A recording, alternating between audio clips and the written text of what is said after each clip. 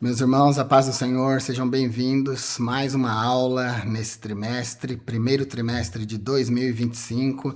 Estamos estudando essa revista, a Santíssima Trindade, uma doutrina importantíssima, uma das mais importantes doutrinas da Igreja. Hoje nós vamos estudar a lição de número 4, a Paternidade Divina. Vai ser ministrada no dia 25 de janeiro de 2026, nas igrejas que seguem o calendário. Vamos começar essa aula definindo uma coisa, ajustando o que nós já aprendemos aqui nessas 3 aulas anteriores.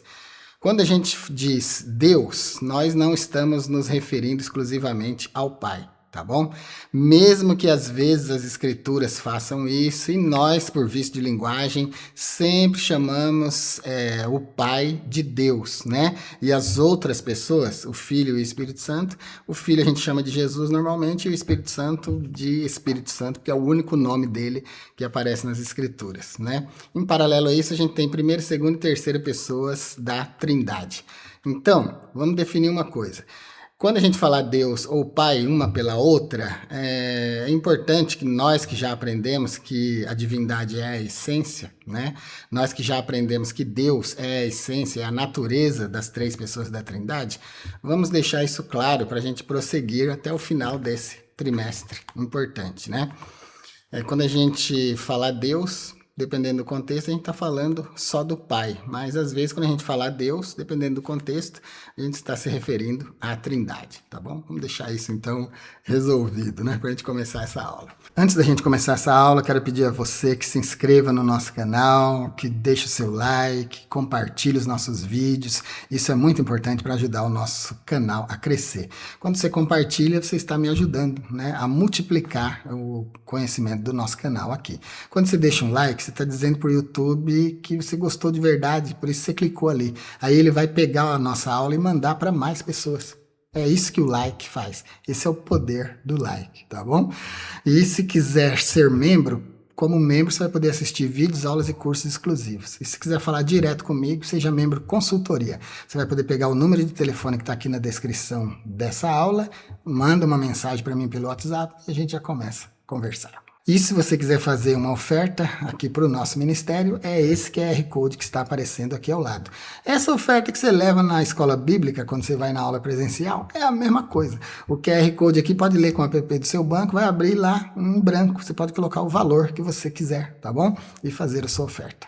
Vamos lá para a aula de hoje. Começando então na introdução, a paternidade de Deus, ela não é uma metáfora bíblica.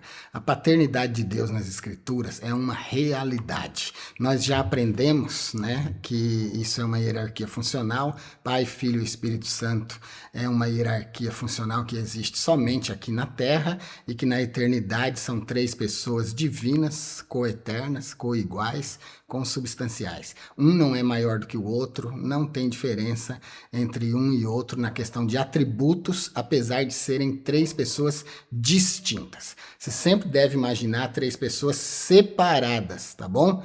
O Pai, o Filho e o Espírito Santo. Você está vendo a dificuldade da gente tratar dessa doutrina? Pai, Filho e Espírito Santo é a hierarquia funcional aqui na Terra, mas a gente não tem outras palavras para se referir a eles, né? Porque nós não conhecemos eles na eternidade, nós não sabemos como é na eternidade. A gente infere do texto bíblico, então até o comentário é difícil. Então é importante que você, por isso que eu comecei a aula definindo isso, que Deus não é só o Pai. A gente já aprendeu isso, mas eu fiz só para a gente frisar a doutrina, tá bom? Deus é tanto o Pai, quanto o Filho, quanto o Espírito Santo. As nomenclaturas são difíceis. Acredito que você já entendeu, né? Vamos prosseguir. A hierarquia, ela é funcional. O pai assume a função de pai. A primeira pessoa da Trindade assume a função de pai no seu ministério. Depois o Filho assume a função de redentor no seu ministério. E depois o Espírito Santo, que é essa era agora, a era da graça, ele assume a função de consolador, de paráclito, de advogado, tá bom? Então na introdução, essa é a introdução, para a gente definir isso. Hoje nós vamos estudar 3 tópicos importantes: a revelação da paternidade do Pai, já começamos falando disso, O tópico 2, reconhecendo a paternidade do pai. Vamos ver a revelação, o reconhecimento e a experiência do amor do pai. Toda lição tem 3 tópicos e toda lição tem 3 objetivos. Não sei se você já reparou, mas cada objetivo tem relação com cada tópico da lição, tá bom? Nossos objetivos hoje, compreender, reconhecer e aplicar. No tópico de número 1, a gente tem como objetivo compreender que a paternidade de Deus é eterna e inseparável da sua natureza. Essa paternidade eterna eu já expliquei, né? É eterna do ponto de vista da presciência de Deus. Expliquei nas aulas anteriores. Reconhecer que confessar a Cristo como filho é evidência da nossa filiação divina. Se a gente reconhece e aceita que Jesus é filho, é porque a gente é filho também, né? A gente é crente em Deus. E o terceiro objetivo é aplicar os princípios do amor do Pai como base para a nossa vida cristã. A palavra-chave de hoje, então, é paternidade. A definição da palavra paternidade aqui na palavra-chave é desnecessária, né? Porque paternidade é uma coisa que você tem consciência plena do que é. Você vive isso, né? Cada um de nós vive isso. Sendo filho ou sendo pai, a gente vive isso. A gente vive a paternidade. Mas em Mateus 3:17, a gente tem o seguinte: eis que uma voz do céu dizia, este é o meu filho amado em quem me compraz. Então aqui Deus está revelando a sua paternidade para Jesus. Eu vou deixar alguns versículos aqui, só para vocês verem e terem aí para vocês confirmada a paternidade. E no grego vai aparecer o iosmo ou agaptos, meu filho amado. E eu só estou citando aqui o grego, agaptos do grego, que está no mesmo campo de significado de agape, para mostrar para vocês que o amor com que Jesus é amado é o amor do Pai, porque só Deus ama com o amor agape. Né? Então isso aqui é só para afirmar, tanto etimológica quanto interpretativamente, a paternidade de Deus em relação a Jesus. Depois a gente tem outra aos Hebreus 1:5, onde a paternidade de Deus para com Jesus diferencia Jesus do resto da criação. Diferencia ele dos anjos, diferencia de nós, deixa ele completamente exclusivo. Olha o que diz. Porque a qual dos anjos disse jamais, tu és meu filho, hoje te gerei. E outra vez, eu lhe serei por pai e ele me será por filho. O que nós temos aqui é a expressão iosmo e si, tu és meu filho. Então Deus... Mas é muito interessante a gente ver aqui que Deus faz questão de separar Jesus dos anjos, porque a qual dos anjos disse jamais, tu és meu filho, hoje te gerei. É muito importante esse versículo de Hebreus, porque ele não diz assim, ó, tu és meu filho, hoje te criei, mas ele diz, tu és meu filho, hoje te gerei. Criar seria dar um início à segunda pessoa da Trindade, e isso é impossível, porque a segunda pessoa da Trindade é coigual ao Pai, né? É coigual à primeira. Na eternidade, como a gente já deixou frisado, inclusive no início dessa aula, não tem diferença de atributos entre as 3 pessoas, todas participam da natureza, todas participam da essência, então são idênticas em questão de atributo, poder, essência. Né? Aqui Deus está dizendo que gerou. Então, a criação seria dar um início para o eterno, para a segunda pessoa da Trindade na eternidade. Gerar é diferente. Gerar é o corpo que Deus preparou para para Jesus, para a segunda pessoa da Trindade. Então, no princípio era o verbo e o verbo estava com Deus e o verbo era Deus. Aí segue as palavras de João e ele vai dizer que o verbo se fez carne e habitou entre nós. Então, o eterno assume a humanidade. O divino assume a humanidade. O eterno assume a forma humana. Né? Então, é isso aqui. Gerar é o fato de Jesus ter nascido como homem, não é criação. E aqui é importante frisar que Deus, o Pai, está separando, dando exclusividade para Jesus em relação aos anjos. Ele nunca chamou anjos de filhos, no sentido de unigênito ou de filho legítimo. Os anjos são criaturas. Nós somos criaturas. Os anjos que se transformaram em demônios são criaturas, tá bom? E só Jesus é o filho legítimo, o verbo eterno encarnado. Quando a gente olha para o grego, a gente percebe que Deus tem dois tipos de filhos, Tecna e Ios. E eu expliquei que Tecna é filho pequeno e Ios é filho adulto, herdeiro, capaz.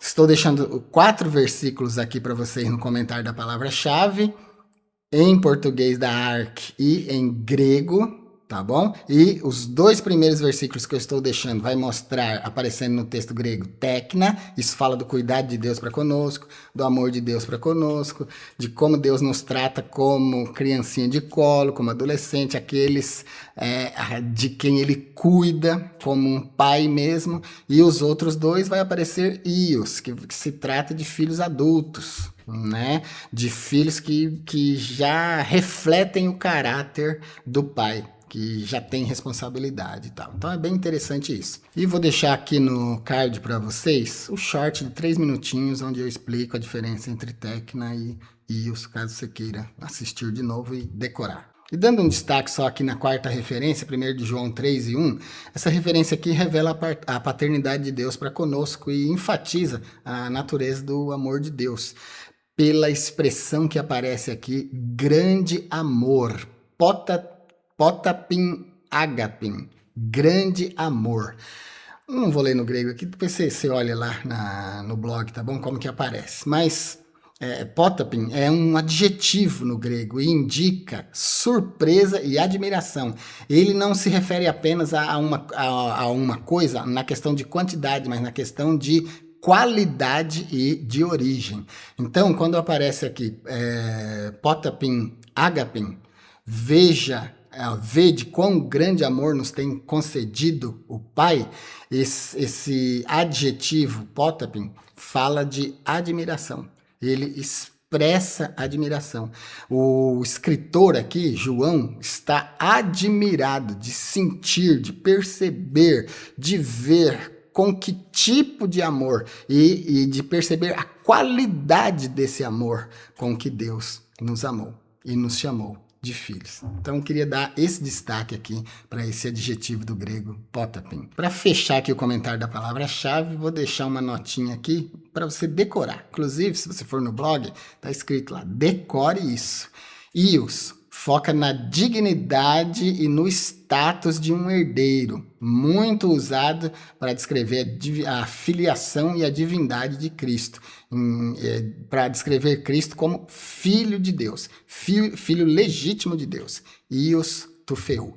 E enquanto Tecna tem expressa uma relação íntima de quem nasceu de novo na família de Deus. Porque Tecna fala de filho herdeiro, mas no sentido de nascimento. Fala de crianças, daqueles que precisam de cuidado. Tá bom? Então é legal, é importante decorar isso. Nosso texto áureo, na 1 de João 4:14, na versão ARC. E vimos e testificamos que o Pai enviou o seu Filho para Salvador do mundo. Que imes te feamefa, que martiromenen, otio patira pestalken, tonion sotira to cosmo. Aqui a gente vai destacar 2 palavras que são chave aqui nesse texto. Tefeamefa e martiromen. Esses 2 termos aqui são importantes e o apóstolo João usou de propósito esses dois termos para combater as heresias que havia na época dele. Porque na época dele, muitas heresias combatiam a segunda pessoa da Trindade, o Messias de Israel, Jesus Cristo. Então, ele usa tefeamefa, que é traduzido por vimos, para dizer que a vinda de Jesus à Terra não foi uma ilusão, não foi uma fantasia. Jesus não foi um fantasma que passou por aqui, ele não era abstrato, mas ele era real. Ele foi uma pessoa real, nascido de mulher, nascido sob a lei, alguém a quem a gente podia abraçar, beijar, tocar, né? Ele mesmo, depois de ressuscitado ainda, ele disse para Tomé, vem aqui, Tomé, coloca tua mão aqui na minha mão e coloca aqui no meu lado, onde a lança traspassou, e veja que sou eu mesmo. Então ele era real. Então, o evangelista aqui usa o termo tefeamefa para mostrar a realidade da presença viva, verdadeira de Jesus na Terra. E uma curiosidade que eu quero deixar para vocês aqui, tefeamefa significa vimos, e teome significa, é a palavra que dá origem ao termo da nossa língua portuguesa, teatro. O que você faz quando vai no teatro? Você não vai ver? Você não vai ver detalhes? Quando você está no teatro ou no cinema, você não vê detalhes das coisas? As coisas não são mostradas para você como coisas vivas, que têm movimento, que expressam realidade e não são para serem percebidas com a vista? Então Jesus não passou por aqui como uma ilusão, como um fantasma, mas ele pôde ser visto, abraçado, tocado, sentido. E a segunda palavra importante aqui no texto áureo é testificamos, do grego martiromen. Martiromen está no mesmo campo semântico de martireu, que significa mártir. É a palavra que dá origem ao nosso verbete, ao verbete da língua portuguesa, mártir. Mas uma pessoa se torna mártir por ter testemunhado, por ter visto, né? Perceba então que a testemunha, ela só pode ser testemunha se ela tiver visto alguma coisa. Então, aqui, tanto martiromem como tefeamefa vão acabar expressando a mesma coisa. Vimos e testificamos. Aí você percebe que para ser testemunha, que para ser martiromem, para ser testemunha, para ser martireu, testemunha, para ser um mártir, precisa ter visto. E eles viram. E João diz, nós vimos. E é porque nós vimos que nós estamos falando. A gente não está falando aqui porque a gente acha, não. A gente está falando porque a gente tem certeza, a gente viu. Então, essas duas palavras, além de combater as heresias contra a verdade da existência de Jesus como homem, também mostra para nós que Jesus foi realmente real, que teve uma existência viva, né, que viveu entre nós na carne por 33 anos e depois voltou ao seu lugar. A leitura bíblica em classe está na 1 de João 4, do 13 até o 16. Faça aí na sua classe. Tópico de número 1, a revelação da paternidade do Pai. Definição de paternidade é o item 1 do tópico 1. Eu já falei bastante, né, sobre paternidade, sobre a definição de paternidade. Eu acho que, como nós estamos estudando teologia de nível superior aqui, uma das definições mais importantes para a gente decorar, isso caso você tenha aceitado, né, esse funcionalismo que eu estou apresentando aqui. Funcionalismo é a forma como nós enxergamos a Trindade na Terra, que é aquela hierarquia de funções. Termo técnico teológico para isso, a classificação desse tipo de entendimento é funcionalismo. Então, se você aceita o funcionalismo, você não é obrigado a aceitar, não vai mudar nada na sua salvação. Se você quiser entender que a revelação de Pai, Filho e Espírito Santo é só uma hierarquia funcional na Terra e que na eternidade são 3 pessoas idênticas, se você quiser aceitar isso, vai ser muito bom para você, porque é o que a Bíblia reflete como realidade, né? Mas caso você tenha dificuldade e não queira aceitar, não vai mudar nada na sua salvação. Você continua sendo uma pessoa salva sem nenhum problema. Porque para ser salvo, você só precisa aceitar Jesus como Salvador, crer nele e obedecer a Escritura. Não precisa ir além disso. Item de número 1 do tópico 1, definição de paternidade. A paternidade é um atributo da primeira pessoa da Trindade, que opera por meio do Filho e do Espírito Santo. O que nós temos em Efésios 4 e 6 é um só Deus e Pai de todos, o qual é sobre todos e por todos e em todos vós. O Pai é uma das pessoas da divindade e ele é soberano, ele é o princípio sem princípio, ele não é gerado, ele é aquele que gera o Filho. Expliquei gerar, né? Gerar se refere ao nascimento de Jesus na carne e não à criação da segunda pessoa da Trindade, porque a segunda pessoa da Trindade não tem origem.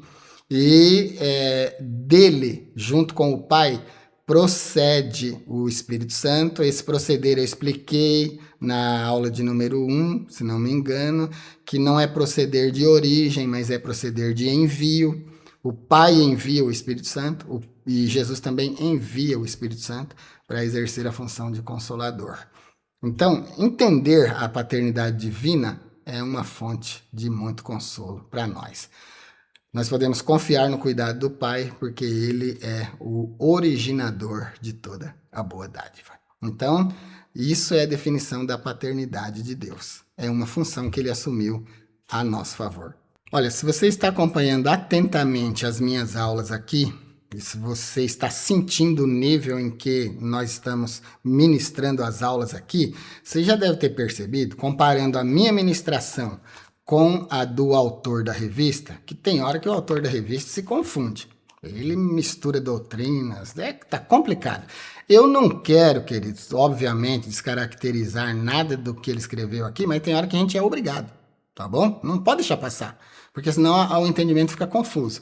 Por exemplo, aqui no item de número 2, a paternidade eterna do Pai. A gente já discutiu isso nas 3 primeiras aulas, que não existe paternidade eterna. A paternidade é uma função assumida na Terra. Se a gente entender que a paternidade... A gente só pode entender a questão da paternidade eterna do ponto de vista da presciência de Deus, como eu expliquei também em aulas anteriores, tá bom? Mas como realidade, não. Eu até gravei o short que eu deixei para vocês no card hoje.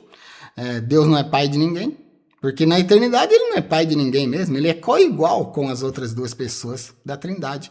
E por que a gente chama... E por que quando a gente se refere às 3 pessoas da Trindade na eternidade, a gente usa essas terminologias, Pai, Filho e Espírito Santo? É porque a gente não tem outra, né, irmãos? A Bíblia é uma revelação antropomórfica para homens entenderem. Se eles tivessem nomes na eternidade que fossem revelados para nós, então a gente teria um paralelo. A gente teria os nomes deles na eternidade e os nomes deles na terra. Mas como a gente só tem na terra, porque a Bíblia é a carta magna de Deus para homens. E ela só revela o que é importante para a salvação. A Bíblia não revela nem como que o terceiro céu foi formado, organizado e tal. Imagina se vai falar de vivência, de vida pessoal das pessoas da Trindade na eternidade. Não vai. A Bíblia é um grifo da mensagem de Deus. Tudo que Deus falou, isso aqui é um resumo. E olha a grossura do livro, né? Isso aqui é só um resumo. O que está revelado aqui é o que a gente precisa para ser salvo. Tudo mais de curiosidade nossa, não sei. Tem muita curiosidade nossa que a Bíblia não vai responder, porque o foco dela não é esse. O foco dela é a salvação. Mas em relação à paternidade de Deus, não é eterna. Então, o item de número 2 aqui, eu fiz um X em cima dele. Um comentário, na minha opinião, no meu modo de entender, não é aceitável. Porque a paternidade de Deus não é eterna.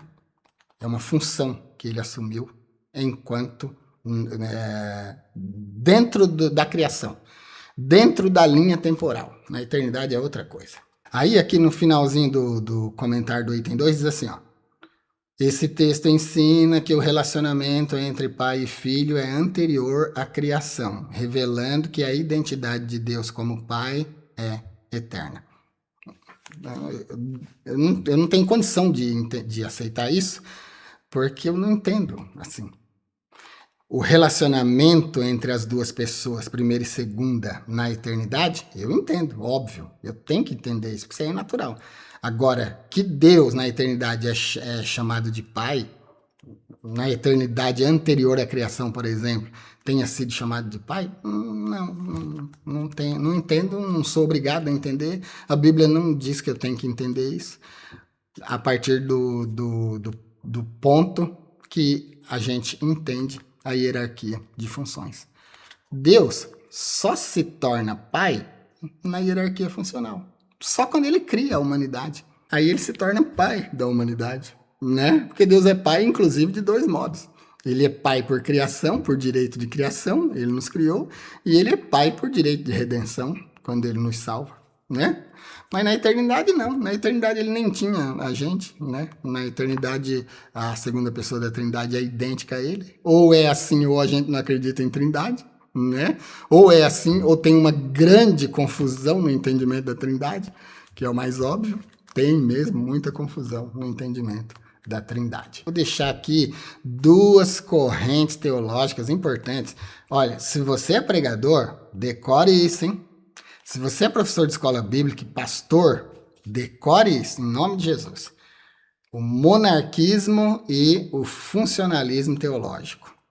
No monarquismo, o termo vem de monarquia, que é governo de um só. Essa corrente de pensamento, ela surge nos séculos II e III como uma tentativa de proteger o monoteísmo contra o que alguns viam como triteísmo, ou crença em três deuses. A gente tem dois tipos de monarquismo, tem o modalista, que é aquilo que eu já falei nas outras aulas, que é o modalismo. No modalismo, Deus, segundo esse entendimento, tá? Não é o nosso de cristão, não. Segundo esse entendimento, é uma pessoa só, divina. Deus é uma pessoa só, não é três. E essa única pessoa se apresenta de três modos para a humanidade. Se apresenta no princípio como o Pai, se apresenta no meio da história como o Filho e no final da história como o Espírito Santo. É assim que o modalismo entende. Mas nós cristãos, o cristianismo, não. O cristianismo entende que são três pessoas e cada uma das pessoas se apresenta desse modo. Então, a diferença entre modalismo e funcionalismo é que no funcionalismo tem três pessoas que se apresentam de três modos, três funções. No modalismo é uma pessoa só que se apresenta de três modos. Então, vou deixar a nota para você, caso você queira entender melhor, é só ler, tá bom? Com tudo isso que eu já falei, então, a gente define... Se você está entendendo a Trindade como eu entendo e estou pregando esse trimestre, você é funcionalista também, tá certo? Item 3 do tópico 1, o Pai gerou o Filho. Já expliquei, né? A geração não é criação. A geração é o fato de Jesus, o Verbo eterno, encarnar. E o Verbo se fez carne e habitou entre nós. A geração é no ventre de Maria, a mãe de Jesus, a escolhida, a virgem escolhida. Aqui nesse item, irmãos, tem João 5,26. Eu sei que vocês não enxergam todos esses problemas que eu enxergo na lição, não. Isso aí eu sei. É que eu enxergo. E se eu enxergo por causa do meu conhecimento, então por que não passar para vocês? Para trazer vocês para esse sofrimento de conhecimento mais detalhado? Porque conhecimento é sofrimento, irmãos. Quanto mais a gente conhece, pior fica pra gente. Melhor mesmo é ficar quieto. Nada de estudar teologia, nada de ir atrás de detalhes, nada de ir atrás de idiomas originais, porque, primeiro que a Bíblia já diz que o muito estudar é enfado da carne. E quanto mais você aprende, quanto mais você estuda, pior fica para você. Mais complicado fica para você, porque o conhecimento gera cercas teológicas, doutrinárias, que quase não deixa a gente se mexer. O conhecimento não deixa a gente nem falar, porque quanto mais a gente conhece, menos a gente fala, menos complicação a gente quer arrumar, né? Aí a gente tem aqui, ó, uma coisa que eu enxerguei, mas não sei se você enxergou. João 5,26. Porque como o Pai tem a vida em si mesmo, assim também deu ao Filho ter a vida em si mesmo. Do ponto de vista do funcionalismo, do ponto de vista da hierarquia funcional, Pai, Filho e Espírito Santo assumindo essas funções aqui na Terra, isso aqui não tem problema, não tem muito problema não. Mas quando a gente vai encarar a Trindade do ponto de vista eterno, aí complica muito, né? Como assim o Pai deu ao Filho ter a vida em si mesmo? E ele já não tinha. Se as três pessoas na eternidade são de mesmos atributos, mesma essência, mesmo poder, mesma capacidade, como assim o Pai deu ao Filho ter a vida em si mesmo? Ele não tinha, não? Tá vendo? Aí que complica. E é aí que entra o funcionalismo. É aí que entra a hierarquia de funções. Quando Jesus encarna, ele sofre quenoses. Quenoses, esvaziamento. Ele se esvazia da divindade, se torna humano. Por isso ele se torna menor do que o Pai, como eu já expliquei, né? E então, quando aqui a escritura de João 5,26 diz assim, como o Pai tem a vida em si mesmo, o Pai tem mesmo, porque ele nunca se fez carne. O Pai, a primeira pessoa da Trindade, sempre foi eterno. Mas o Filho encarna. Quando o Filho encarna, Deus, aqui em João 5,26, dá para ele ter a vida em si mesmo como uma concessão administrativa. Pode entender desse jeito. como uma concessão administrativa. Não que ele não tivesse. O que Deus está fazendo é só validando aquilo que ele já tinha. Aquilo que ele já tem. Não sei se você percebeu, mas Jesus estava pregado na cruz, depois de carregá-la até o Gólgota, sofrendo desde 6 da manhã até as 3 da tarde, na hora que ia morrer. Foi pregado na cruz e não morria de jeito nenhum. Percebeu que ele não morria? Porque ele tem a vida em si mesmo. É impossível tirar a vida de quem é dono da vida. Mas na hora que ele diz assim, Pai, tetelestai, está consumado. Nas tuas mãos entrego o meu espírito. Ali, meus queridos, glória a Deus nas alturas. Ali ele entregou a vida. Porque a vida não pode ser tirada de quem tem a vida. Quando ele entregou a vida ali, quando ele rendeu o espírito, então ele permitiu que a morte tocasse seu corpo. Mas antes disso, não. Assim como o Pai tem a vida em si mesmo, o Pai tem a vida Zoe. Vou deixar esse vídeo aqui que se eu fosse você, eu não deixaria de assistir de jeito nenhum. Uma explicação nos 3 idiomas, hebraico, grego e latim, sobre o que é vida, vida Zoe. O Pai tem a vida em si mesmo e deu ao Filho também tê-la. Como e quando que Deus dá essa autorização para que Jesus tenha vida em si mesmo? Enquanto Jesus está no seu ministério terreno, claro. E é só como que uma autorização administrativa. O pai só está dando, aqui em João 5,26, o que o pai está fazendo é dando um documento assinado para Jesus, reconhecido, firma, dizendo assim, eu tenho a vida em mim mesmo, você também tinha comigo na eternidade, agora você está encarnado, sofreu a quenose, mas fique com esse papel aqui de João 5,26, dizendo que você também tem, porque você tem. Aleluia. É isso aí, meus irmãos. Essa nota vai ficar para vocês aqui no blog, caso vocês queiram dar uma olhadinha e levar para sua classe. Para fazer o comentário, assista mais de uma vez o meu comentário, leia direitinho para levar para sua classe com autoridade, tá bom? E o item de número 4 aqui do tópico 1, o Pai nos concede o Espírito. Aí o comentarista disse assim, ó, o Espírito Santo também tem sua origem no Pai, mas de modo distinto. Tá vendo que frase complicada? Para que escrever que o Espírito Santo tem sua origem no Pai?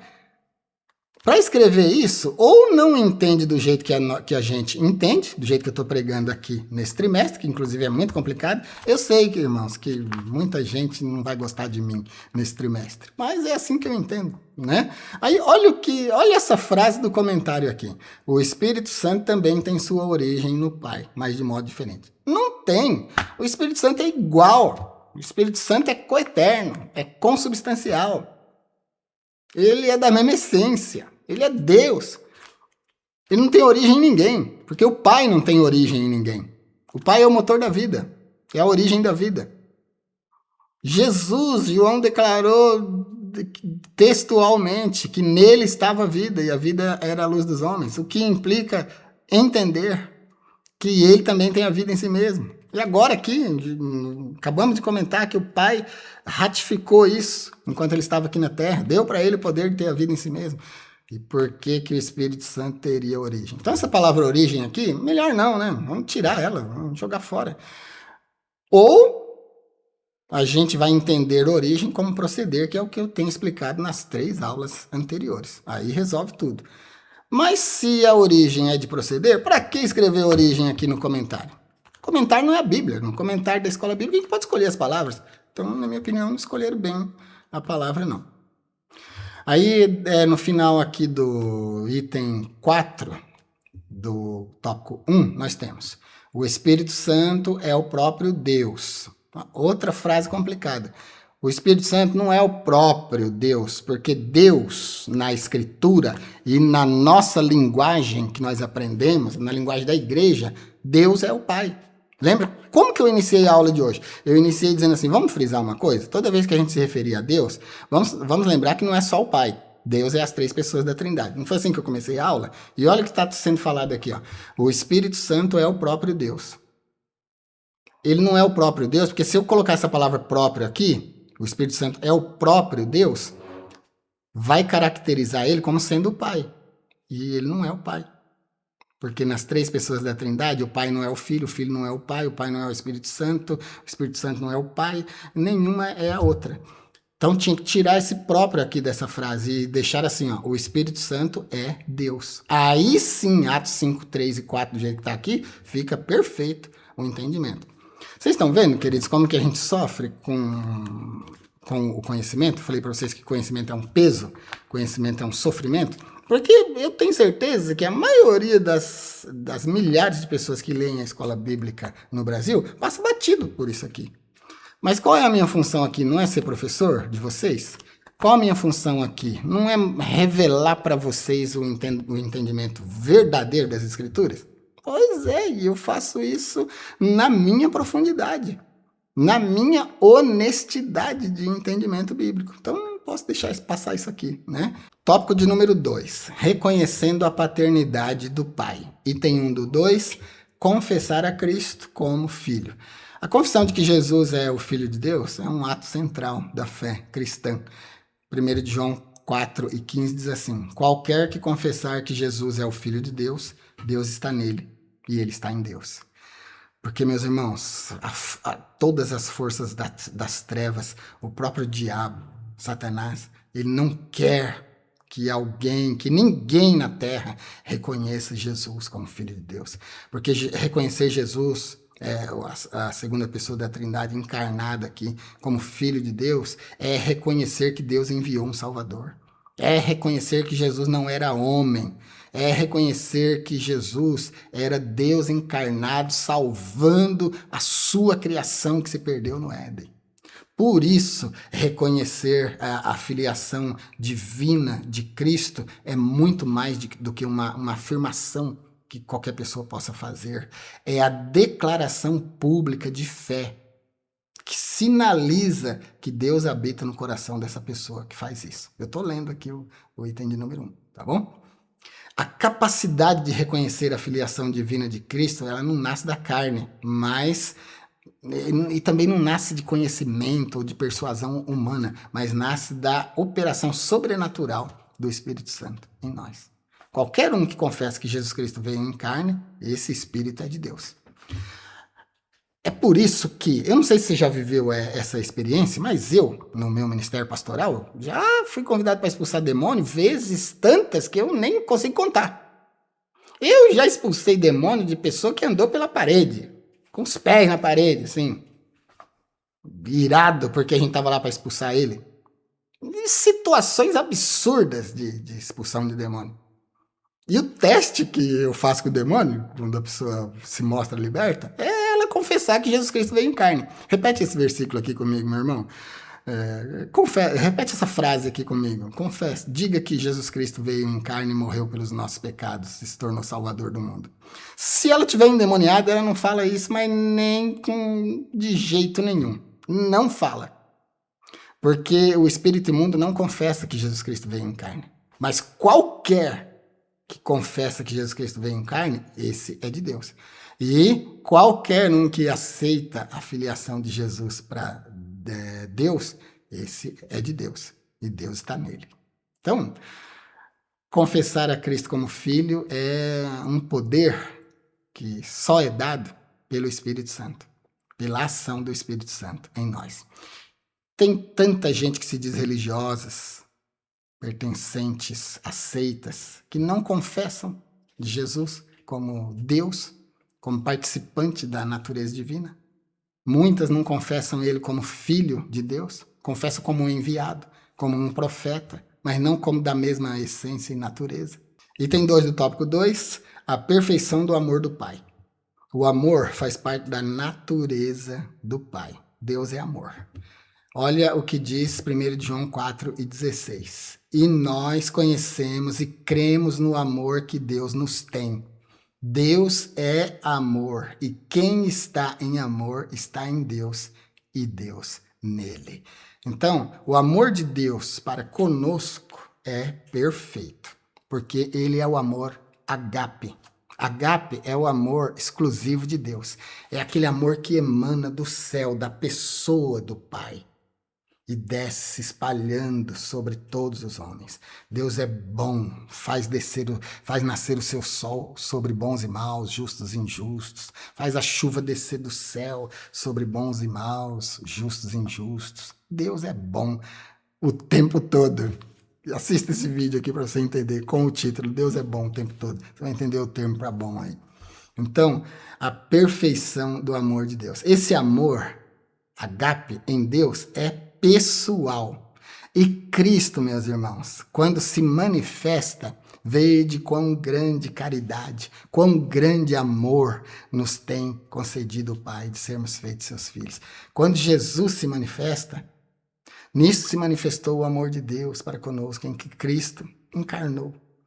Quando Cristo se manifesta, ele é a epifania do amor de Deus. Ele é a revelação viva, pessoal do amor de Deus. Porque Deus amou o mundo de tal maneira. E o verbo que aparece ali e o amor, o termo para amor que aparece ali é ágape. Que deu seu Filho unigênito para que todo aquele que nele crê não pereça, mas tenha vida eterna. O amor de Deus, ágape, é sacrificial, incondicional, perfeito, não quer nada em troca. Só Deus é capaz de viver, de experienciar esse amor no nível máximo. Nós vivenciamos o amor filial, que é o amor da amizade. Nós vivenciamos muito mesmo, é filautia, o amor próprio. Eu vou deixar aqui na descrição, meus irmãos, um vídeo, 8 palavras para amor. Lá você vai ver ágape, vai ver filho, vai ver filautia, vai ver 8 palavras para amor, caso você queira. O item 2, então, revela para nós que o amor de Deus é perfeito. E é mesmo. O nosso amor é falho, mas o amor de Deus é perfeito. Olha, eu vou deixar um outro vídeo, esse eu vou deixar em destaque aqui no card para você, tá bom? Aquela conversa que Jesus teve com Pedro. Aí Jesus falou assim, Pedro, você me ama? Quando Jesus pergunta para Pedro, Jesus usa ágape. Quando Pedro responde, ele diz, filosê. Amo. Ele usa filos. Porque o amor humano é filos. É o amor da amizade. É amor de amigo. A gente não consegue passar desse nível, irmãos. Mas Jesus, como é de natureza divina, Jesus, como é Deus, ele quer transcender Pedro do nível humano, do amor filos, para o amor ágape. Mas Pedro não passa. Pedro não transcende. Pedro está sendo só humano, como a gente é mesmo. Então, o amor perfeito é o de Deus, que é ágape. Toda vez que Deus vai amar a humanidade, pode olhar no texto grego, vai aparecer ágape. E o item 3 do tópico 2, as bênçãos da filiação divina. A gente tem 3 bênçãos na filiação divina aqui no item de número 3. Primeiro, o amor de Deus é perfeito para conosco, já acabei de explicar. E a primeira bênção que ele traz é a ausência de temor. A primeira bênção que o amor de Deus traz quando é derramado nos nossos corações é a confiança de que nós somos salvos em Cristo. Inclusive, os crentes mais antigos da minha época, assim, ó, que hoje estão de cabelos brancos, barba branca, eles costumavam se gabaritar com a seguinte pergunta. Você acredita que hoje você é um crente salvo? Eu estou fazendo também para você essa pergunta. Você se considera um salvo em Jesus? Se você morrer agora, você vai salvo? Se Jesus vier agora, você sobe arrebatado como um crente salvo? Isso é confiança. Isso é temor. Se a sua resposta for sim, parabéns.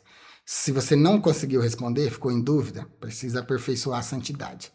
Se não respondeu, ficou com medo, precisa aperfeiçoar 2 coisas, santidade e o conhecimento do amor de Deus. Então, a primeira bênção que a filiação divina traz para nós é o destemor. A gente não teme a condenação, porque não há nenhuma condenação para os que estão em Cristo Jesus. Segunda bênção que a filiação divina traz aqui dentro do comentário é a liberdade do pecado. Segundo o que nós temos em Romanos 8:15, o crente não é mais um escravo do pecado. O crente agora é um filho liberto. Ele é tanto téquina, filho nascido em casa, herdeiro mesmo, Criança, aquele que o pai pega no colo, abraça, afaga, cuida como criancinha, e ele é também Ios. Do mesmo jeito que Jesus é Ios. Ios é o grego para filho. Ios Tofeu, filho de Deus, referindo a Jesus.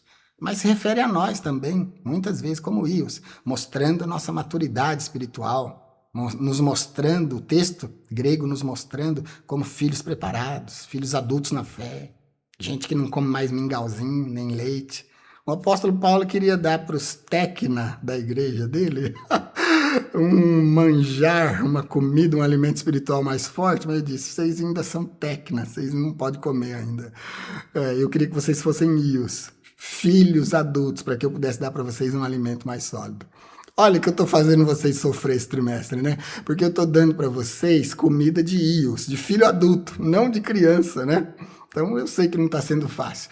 Mas se quiser deixar um comentário aí se está gostando ou não, deixa. Esse feedback aí vai me ajudar a continuar nessa linha. Se bem que, com um feedback positivo ou negativo, eu vou continuar nessa linha, porque é assim que eu entendo, né? Mas seu comentário vai ser bem-vindo. E, para a gente ir finalizando, meus irmãos, o tópico de número 3, a experiência do amor do Pai. Vamos ver como é a experiência nossa para com Deus no seu amor e dele para conosco nos amando. O amor é aperfeiçoado no crente. O aperfeiçoamento do amor em nós é obra do Espírito. Guardar a palavra é o meio pelo qual esse amor de Deus é amadurecido em nós.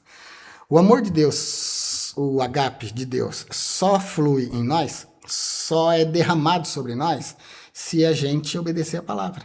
É o que nós temos na 1 de João 2:5. Mas qualquer que guarda a sua palavra, o amor de Deus está nele verdadeiramente aperfeiçoado.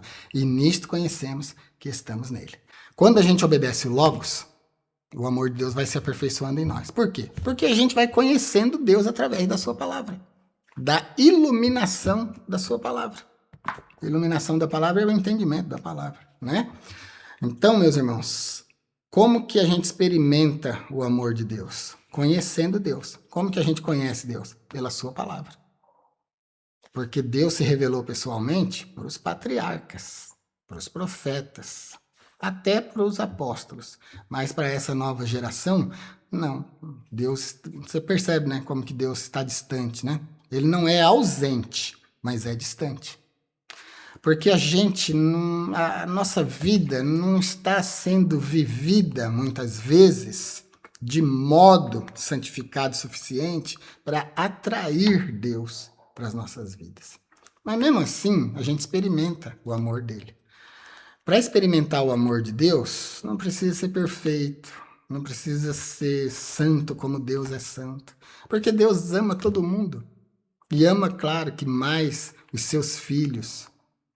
Deus tem filhos e tem criaturas, tá bom? Porque Deus é pai em 2 âmbitos. Ele é pai por criação, nesse sentido ele é pai de todos, e ele é pai por redenção. Nesse sentido ele é pai dos salvos.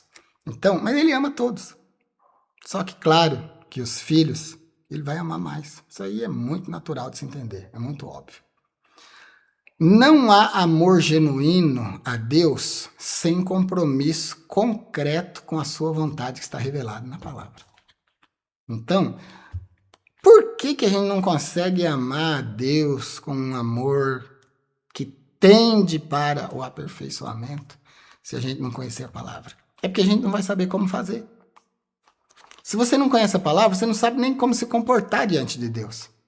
Crente que não lê a Bíblia não sabe como ser filho. Crente que não lê a Bíblia não sabe dos mandamentos de Deus, não sabe da vontade de Deus. Então ele não sabe como agradar. Esse filho que vive assim, sem o conhecimento da palavra de Deus, ele é culpado? É culpado, porque Deus deixou a sua palavra para nós. Nós, brasileiros, temos a felicidade de ter a Bíblia inteira traduzida para o nosso idioma. E isso já há séculos. Aqui no Brasil, a média de Bíblia para cada família é de pelo menos 7. Deve ter aumentado já. Então a gente tem essa felicidade. Na janela 1040 não é permitido em muitos países nem pregar o evangelho. Carregar uma Bíblia na mão é crime. Então olha a diferença. Então aqui nos países livres, a gente é culpado de não conhecer Deus? Claro que é, porque a gente não lê. A gente fica horas no celular. A gente assiste televisão muita gente assiste por 4 horas por dia, televisão. E aí não pega a Bíblia para nada. Não pega a Bíblia durante uma semana, um mês, um ano. Não conhece o texto da Bíblia. Então é culpado? É sim. Né? E aí como é que o amor de Deus vai ser aperfeiçoado nesse crente se ele não conhece Deus pela sua palavra? O comentário aqui está dizendo que para que o amor de Deus seja aperfeiçoado em nós, a base é o conhecimento da sua palavra. Então, se não conhece, irmão, tá difícil, né? Tem que tomar uma atitude, hein? Muito sério mesmo, tem que ler a Bíblia. Ó, o crente tem que ter 2 Bíblias. Uma que ele carrega na mão e outra que ele carrega no coração. Coração aqui é o cardia, né? Aqui é nous, mente. A outra ele tem que carregar na mente, tá bom? Quer entender esse negócio de cardia, nous, sinedices? Mente, coração, consciência? Esse vídeo aqui tô deixando para você. Item de número 2 do tópico 3, o amor é a marca dos filhos de Deus. Meus irmãos, o mundo conhece, reconhece que Deus está em nós, que Jesus, que o Espírito Santo estão em nós, pelo amor que nós demonstramos, pelo estilo de vida cristão, bíblico que nós vivemos. Olha o que diz a 1 de João 4:12.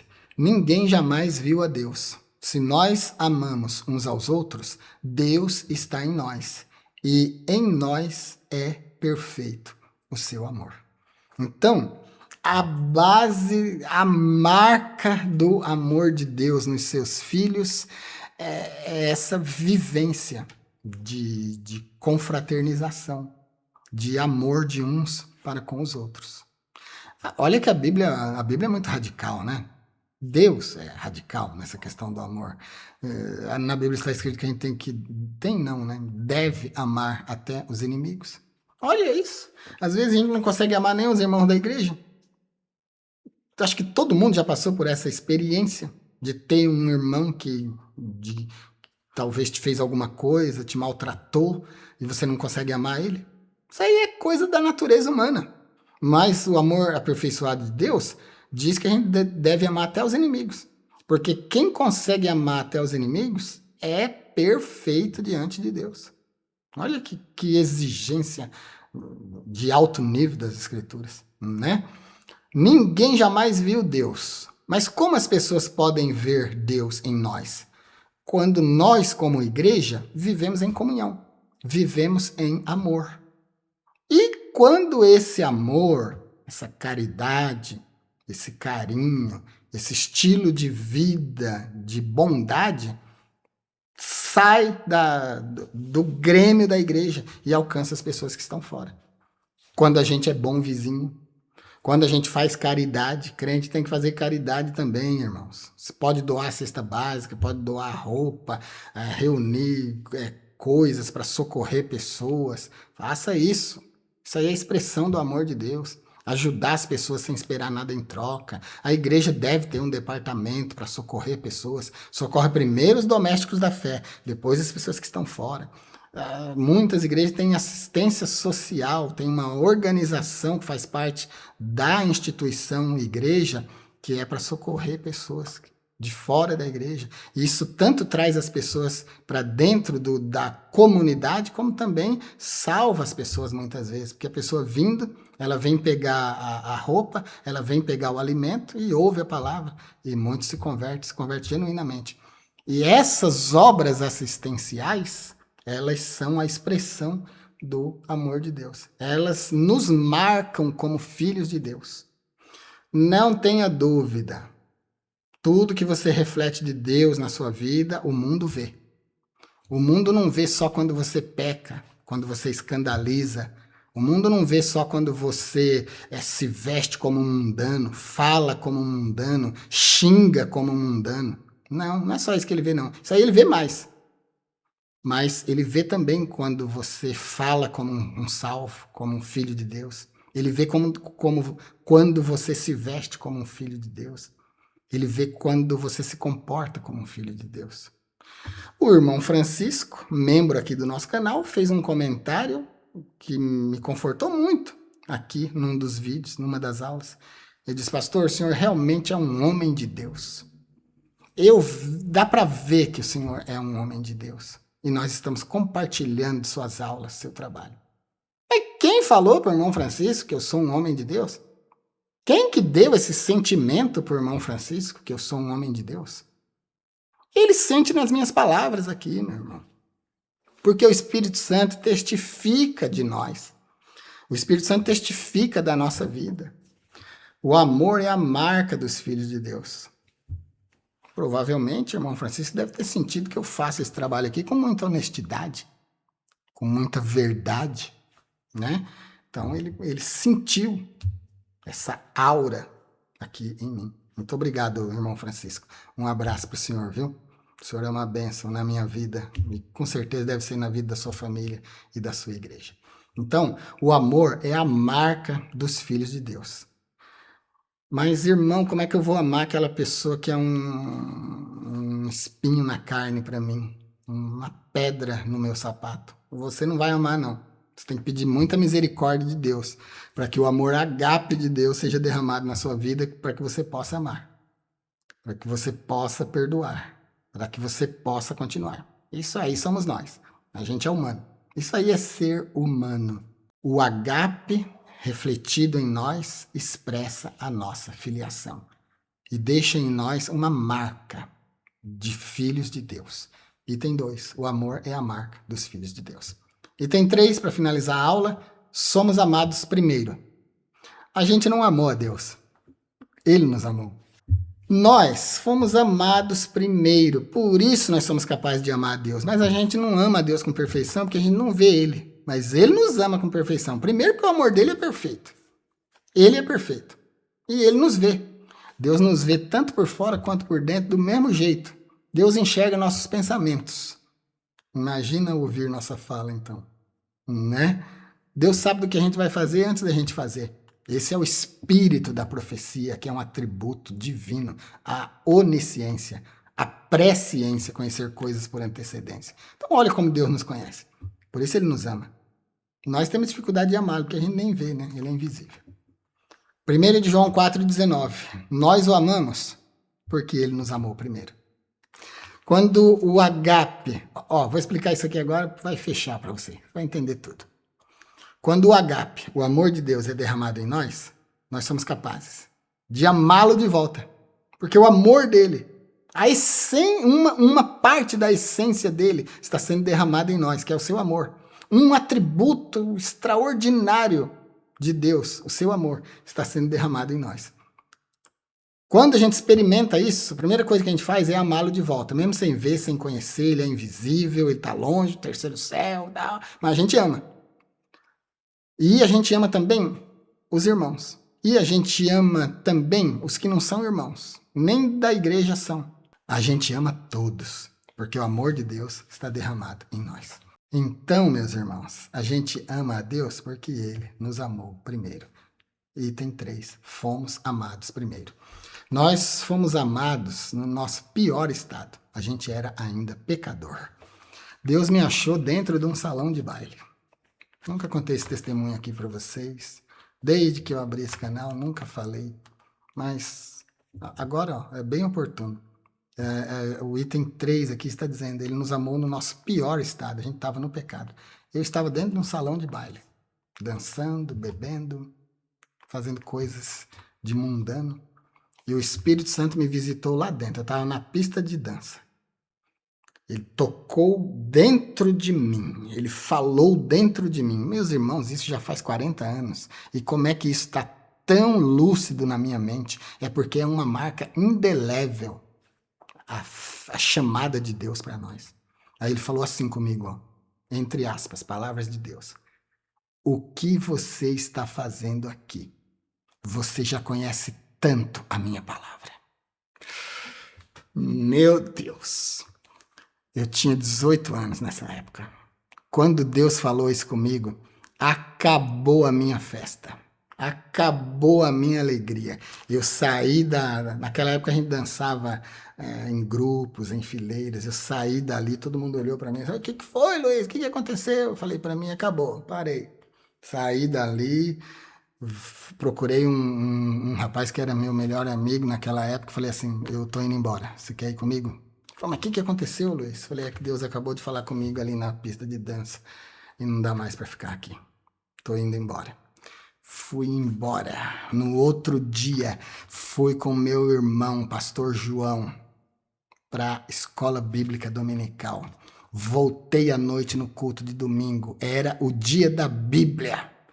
O dia da Bíblia de 1986. Aceitei. O pastor fez o apelo nesses termos. Ele terminou de pregar sobre a Bíblia, porque era o dia da Bíblia. Aí ele falou assim: quem hoje quer aceitar a Bíblia para obedecê-la e para viver a vontade de Deus na sua vida? Eu levantei a minha mão. Ele disse: vem, meu irmão.